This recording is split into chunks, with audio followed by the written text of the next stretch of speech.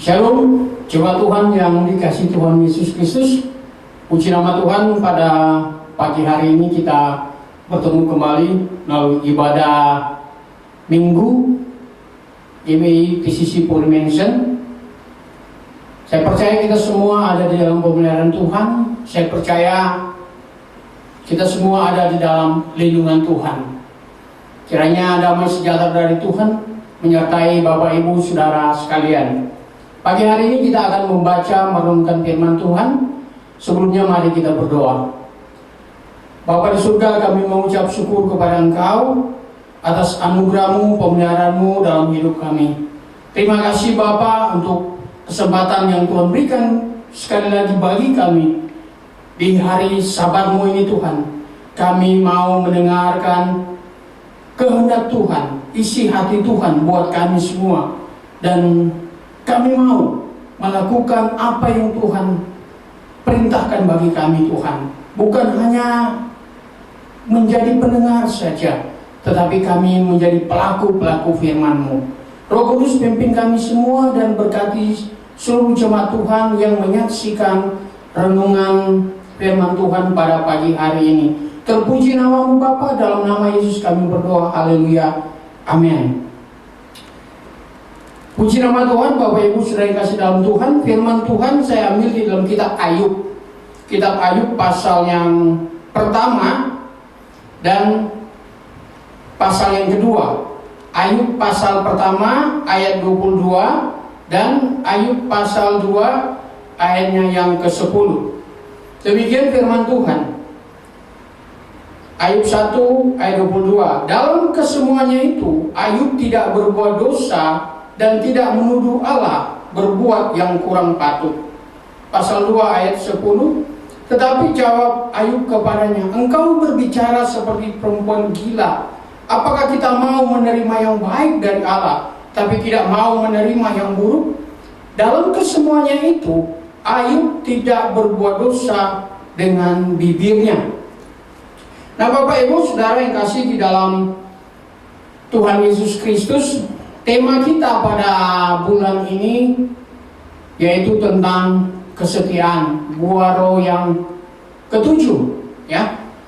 Pagi ini kita akan berbicara mengenai rasa yang ketujuh dari buah roh, yaitu kesetiaan.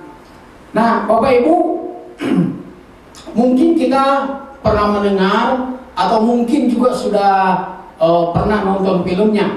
Saya pernah membaca sebuah cerita mengenai seekor anjing yang ada di Jepang yang bernama Hachiko. Nah, singkat cerita, anjing ini adalah anjing yang sangat setia kepada tuannya. Ya, setiap hari ketika tuannya itu mau bepergian untuk bekerja, anjing ini selalu bersama-sama dengan tuannya. Dia mengantar sampai ke stasiun. Nah, ketika pulang kerja, anjing ini juga itu menjemput tuannya di stasiun yang sama. Nah, itu beberapa waktu itu anjing itu selalu melakukan hal yang demikian. Saking setianya kepada tuannya, anjing Hachiko ini itu melakukan proses ngantar jemput, ya. Udah kayak Gojek aja ngantar jemput gitu. Nah Bapak Ibu Saudara yang kasih dalam Tuhan, cerita ini, kesetiaan dari anjing Hachiko ini akhirnya singkat cerita dibuatkan satu patung, ya. Dibuatkan satu patung di stasiun Shibuya di Jepang. Sampai saat ini ada patungnya anjing itu. Nah Bapak Ibu Saudara yang kasih dalam Tuhan, dalam kehidupan kita tentunya kita diajarkan untuk menjadi orang yang setia, orang Kristen yang setia. Nah, untuk seekor anjing yang ya ciptaan Tuhan juga, apalagi kita manusia yang melebihi ciptaan, yang melebihi dari segala ciptaan, ciptaan yang paling mulia, ciptaan yang paling berharga di mata Allah. tentunya harus memiliki satu kesetiaan yang sungguh kepada Tuhan. Apalagi kita sebagai orang-orang yang percaya kepada Kristus. Kita tahu bersama bahwa kesetiaan itu adalah salah satu bentuk atau satu rasa dari 9 buah roh yang Tuhan berikan di dalam hidup kita. Kesetiaan. Bapak Ibu Saudara yang kasih di dalam Tuhan Yesus Kristus, kita pagi ini mau merenungkan satu firman Tuhan yang sudah kita baca, yang sudah kita dengarkan bersama-sama tentang Ayub, saudara.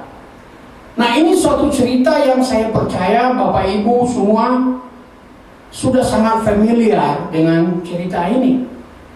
Namun ini ada sesuatu yang lebih yang kita mau gali, yang kita mau pelajari. Apa sih yang membuat Ayub itu begitu luar biasa, saudara? Karena apa yang dialami oleh Ayub, pergumulan yang dialami oleh Ayub itu juga pergumulan yang luar biasa, saudara. Siapa sebenarnya Ayub ini, saudara? Pada ayat pertama pasal 1 dikatakan bahwa ada seorang laki-laki di tanah Uz bernama Ayub. Orang itu saleh dan jujur. Ia takut akan Allah dan menjauhi kejahatan. Ia mendapat 7 anak laki-laki dan 3 anak perempuan. Ia memiliki 3.000 ekor unta, 500 pasang lembu, 500 keledai betina, dan budak-budak dalam jumlah yang sangat besar. Sehingga orang itu adalah orang yang terkaya dari semua orang yang di sebelah timur. Bapak Ibu, Alkitab memberikan sedikit keterangan tentang siapa Ayub. Yaitu seorang laki-laki dari tanah Uz. Ia takut akan Allah, menjauhi kejahatan. Dia juga saleh dan jujur. Dan Alkitab mencatat dia itu adalah orang yang terkaya pada saat itu, orang yang paling kaya di sebelah timur pada waktu itu.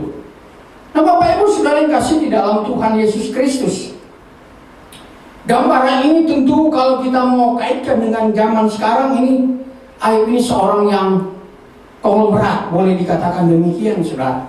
Banyak hartanya, kaya, saudara. Bahkan dia juga orang yang saleh, orang yang takut akan Tuhan. Saudara, kalau ada laki-laki begini di zaman sekarang, katakanlah masih single, udah kaya, udah saleh, takut akan Tuhan, jujur. Wah, saudara, saya pikir ini menjadi pria idaman para gadis-gadis, saudara.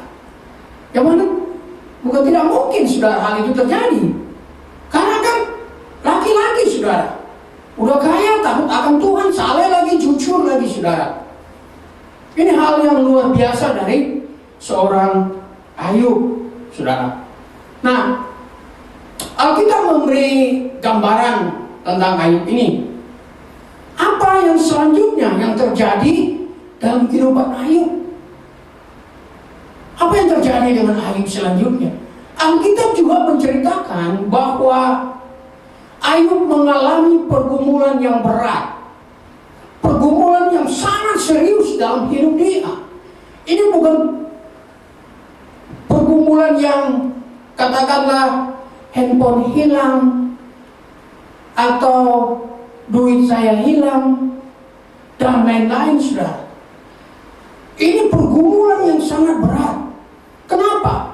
Pergumulan yang pertama itu dari Ayub.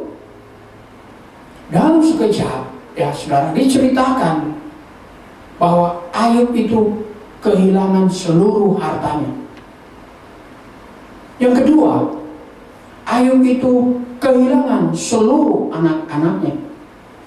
Dan yang ketiga, diceritakan Ayub itu mengalami sakit parah yang menyedihkan. Dari telapak kaki sampai kulit kepala itu terkena bara yang sangat luar biasa, saudara.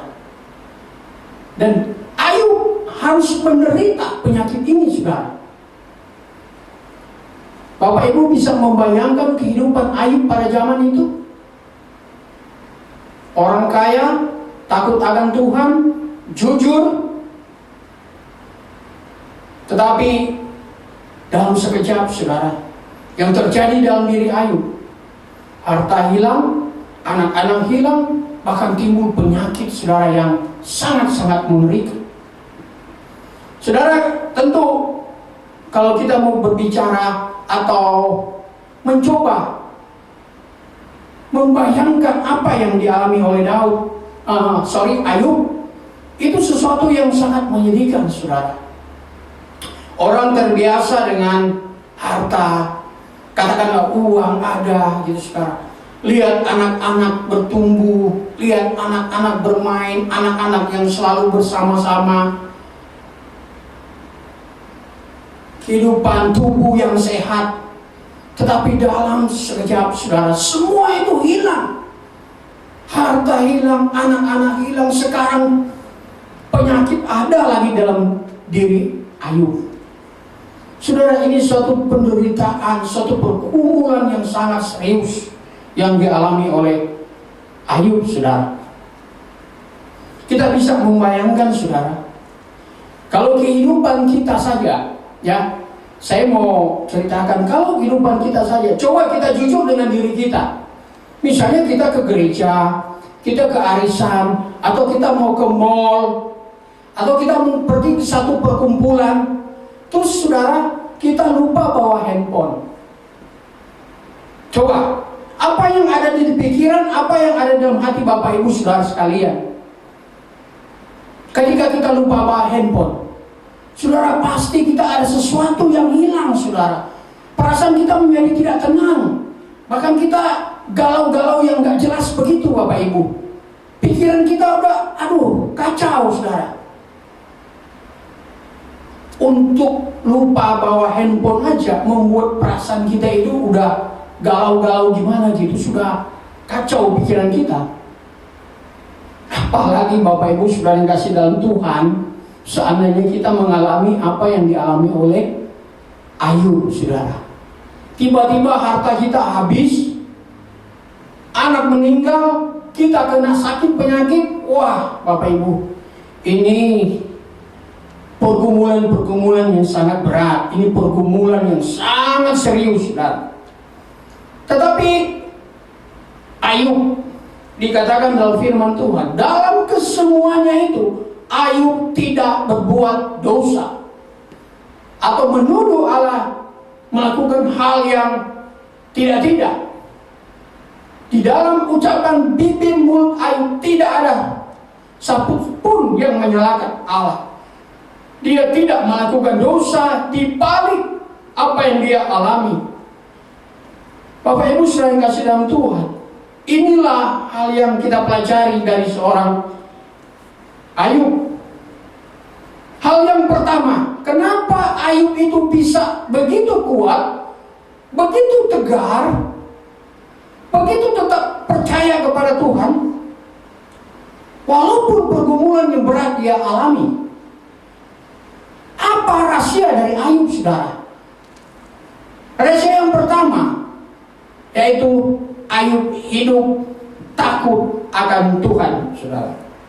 Alkitab mencatat di pasal 1 ayat 1, ia adalah orang yang takut akan Tuhan.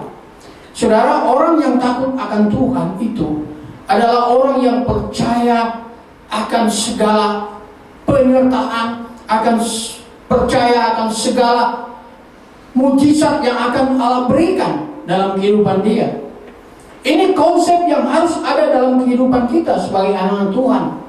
Kita harus menjadi orang yang hidup takut akan Tuhan. Dikatakan dalam kesemuanya Ayub tidak berbuat dosa. Ciri orang yang takut akan Tuhan itu adalah orang yang takut berbuat dosa, Bapak Ibu saudara kasih dalam Tuhan.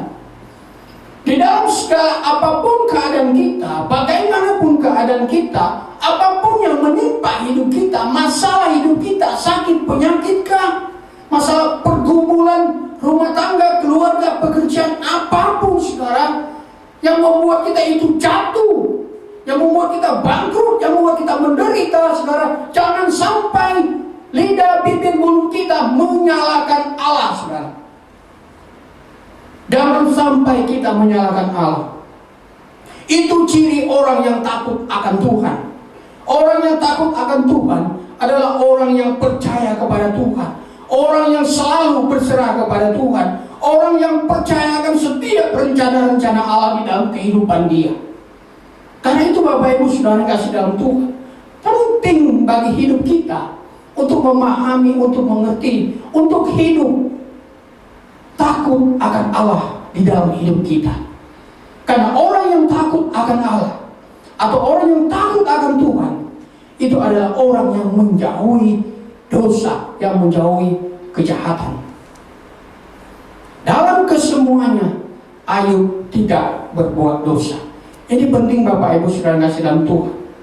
Yang kedua, apa yang jadi rahasia Ayub itu tetap tegar, saudara, menghadapi penderitaan dia? Yang kedua adalah kesetiaan Allah terhadap Ayub, saudara. Di pasal yang ke-38 sampai 42, pasal 38 sampai 42, di situ Allah datang menghampiri, menemui Ayub, saudara. Digambarkan di situ bagaimana Allah berbicara, bagaimana Allah bertemu dan berbicara, berfirman kepada Ayub, saudara. Artinya begini Bapak Ibu Saudara yang kasih dalam Tuhan, kesetiaan Allah itu dari dahulu, sekarang sampai selama-lamanya itu tidak berubah. Allah kita adalah Allah yang tidak berubah. Dia tahu apa yang dialami oleh oleh Ayub. Allah mengerti, Allah peduli apa yang sedang dialami oleh Ayub. Allah mengerti penderitaan yang dialami oleh Ayub. Karena Allah sendiri yang mengizinkan hal itu terjadi dalam kehidupan Ayub, saudara. Ketika Allah mengizinkan sesuatu terjadi dalam kehidupan kita, Allah itu tetap setia dalam hidup kita. Apapun yang terjadi dalam hidup kita, apapun yang Tuhan izinkan terjadi dalam hidup kita, dalam pekerjaan kita, dalam rumah tangga kita, pada anak-anak kita, bahkan dalam sesuatu terjadi dalam seluruh hidup kita, apapun itu, saudara, termasuk hal yang tidak mengenakan, sakit, penyakit kah, kebangkrutan kah, kemiskinan kah, atau apapun itu yang membuat kita itu hidup susah, penuh masalah, ingatlah bahwa tidak ada satupun yang terjadi kalau bukan atas izin Tuhan. Kita harus percaya bahwa Allah bekerja di dalam segala sesuatu untuk mendatangkan kebaikan.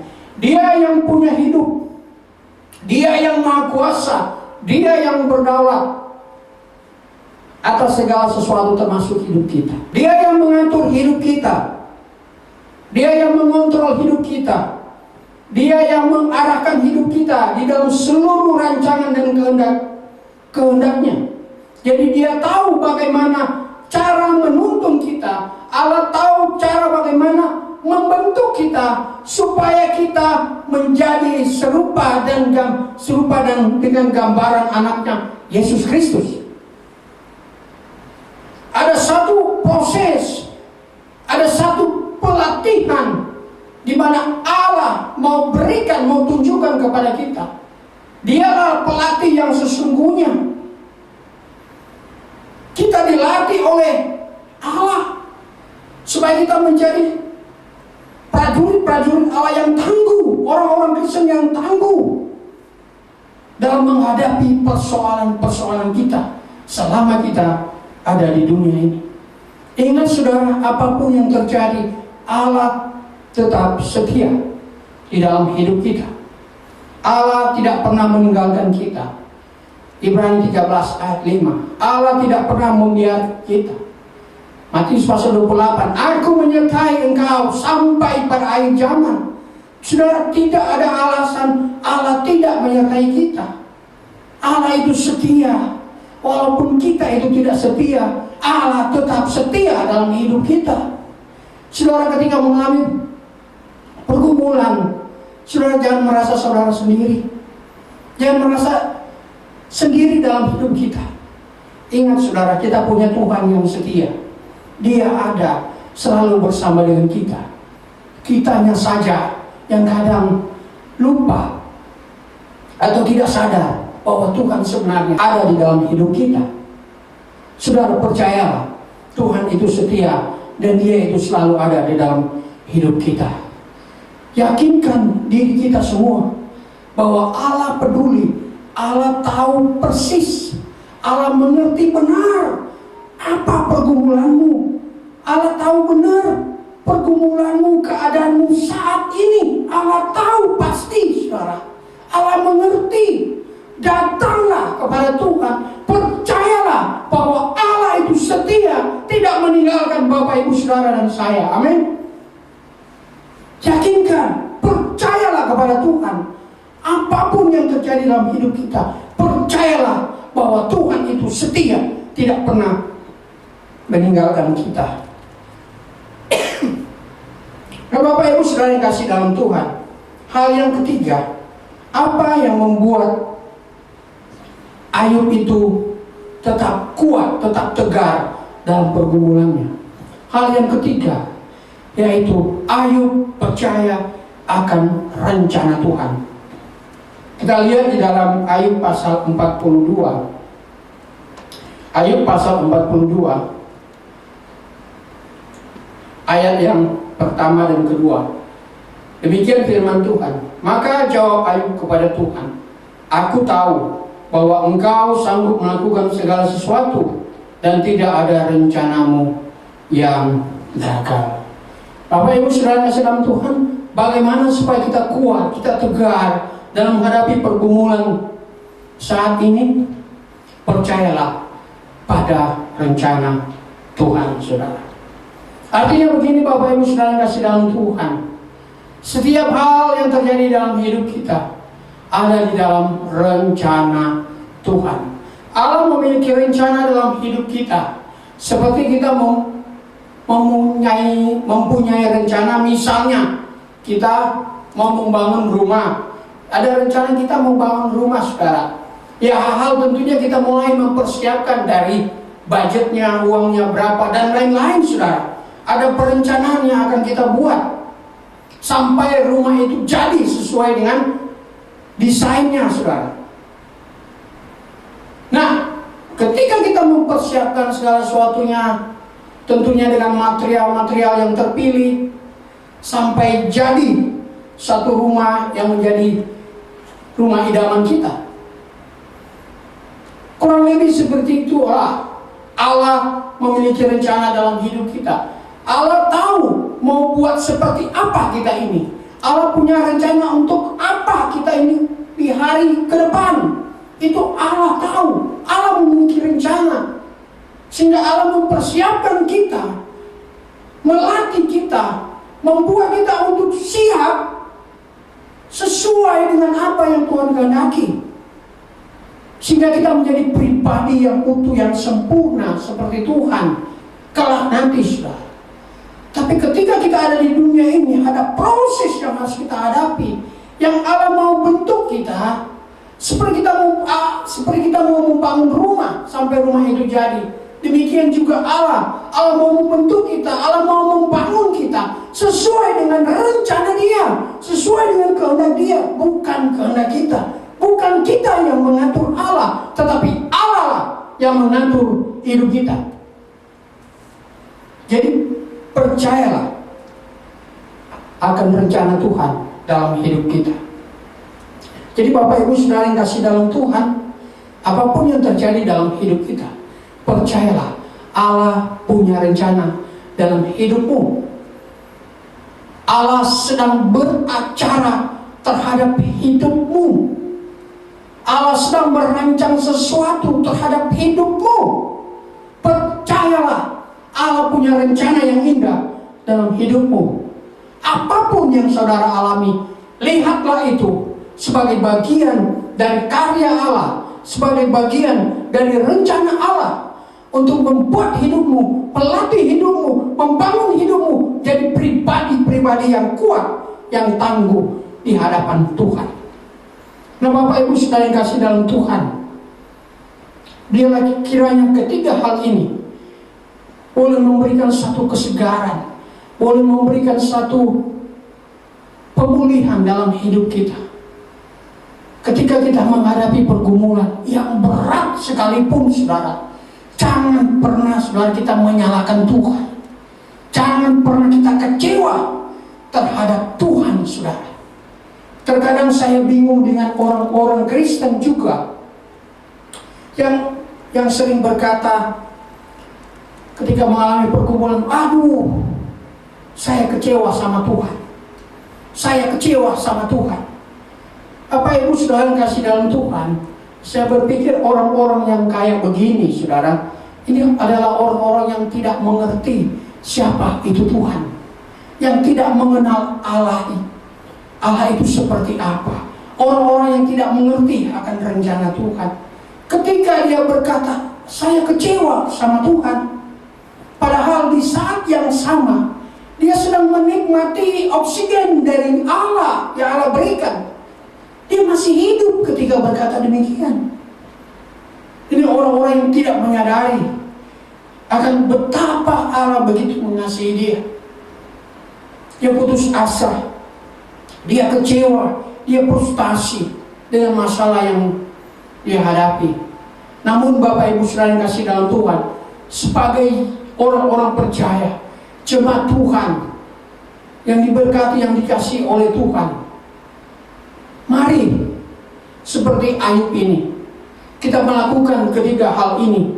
Yang pertama, hiduplah takut akan Tuhan. Yang kedua, percayalah bahwa kesetiaan Allah itu selalu konsisten dalam hidup kita. Allah tidak pernah meninggalkan kita atau membiarkan kita. Allah setia, Allah mengerti, Allah tahu apa yang sedang saudara alami saat ini. Dia mengerti keadaanmu sekarang, karena Dia adalah Allah yang setia, yang selalu menyertai kita. Dan yang ketiga, percayalah pada rencana Tuhan di dalam hidup kita ini. Karena hanya dengan percaya kepada rencana Tuhan, kita memiliki pengharapan yang pasti di dalam Tuhan.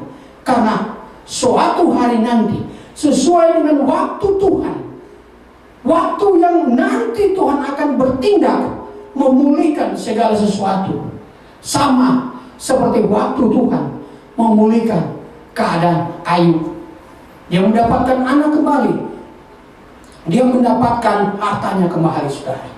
Itu keadaan yang dipulihkan oleh Tuhan terhadap Ayub. Demikian juga hidup kita. Ketika kita takut akan Tuhan, ketika kita percaya akan kesetiaan Tuhan, ketika kita percaya akan rencana Tuhan dalam hidup kita, dengan waktu Tuhan, Tuhan akan bertindak untuk memulihkan hidup kita. Terpujilah Tuhan. Demikianlah firman Tuhan pada pagi hari ini. Kiranya ini boleh menjadi berkat, ini boleh menjadi kekuatan, pengharapan yang baru di tengah-tengah masalah hidup kita, bahkan di tengah-tengah situasi pandemi yang masih saja kita alami saat ini. Ini boleh menjadi suatu kekuatan. Firman Tuhan ini memberi semangat, bahkan pengharapan yang baru bagi Tuhan, dan juga bagi hormat kemuliaan nama Tuhan, sehingga kita menjadi orang-orang yang diberkati oleh Tuhan, orang-orang yang tetap berkemenangan, orang-orang yang kokoh di dalam Tuhan. Apapun yang terjadi dalam hidup kita, kita tetap percaya akan kesetiaan Tuhan. Terpujilah nama Tuhan. Amin. Tuhan Yesus memberkati kita semua. Mari kita berdoa. Bapa di surga, kami mengucap syukur kepada Engkau untuk anugerah-Mu, untuk kasih-Mu. Terima kasih Bapa di surga. Engkau Allah yang hidup, Engkau Allah yang luar biasa. Tuhan, Engkau memberkati seluruh jemaat-Mu dimanapun mereka berada saat ini. Apapun yang sedang dan keadaan mereka saat ini, Tuhan. Tuhan, Engkau yang setia, Engkau yang punya rencana dalam hidup mereka. Mau percaya Tuhan tidak pernah meninggalkan kami semua. Tuhan adalah Tuhan yang setia dalam hidup kami. Terima kasih Bapa di surga. Terima kasih untuk firman-Mu Tuhan, dan Engkau memberkati kami semua. Terima kasih jemaat yang kekasih di dalam nama Tuhan. Mari kita menerima berkat yang daripada Tuhan. Kiranya kasih karunia dari Tuhan Yesus Kristus, berkat dan kasih sayang dari Allah Bapa, cinta kasih penghiburan dari Allah Roh Kudus, itulah yang menyertai, memberkati kita semua mulai hari ini, besok, bahkan sampai Maranatha, sampai Tuhan Yesus datang kedua kali menjemput kita saleh-salehnya. Dalam nama Tuhan Yesus kami berdoa dan mengucap syukur. Haleluya. Amin. Sebab Tuhan, demikianlah ibadah kita pada hari ini. Saya percaya kita semua diberkati oleh Tuhan. Amin. Kiranya Tuhan Yesus memberkati kita semua. Selamat hari Minggu. Shalom.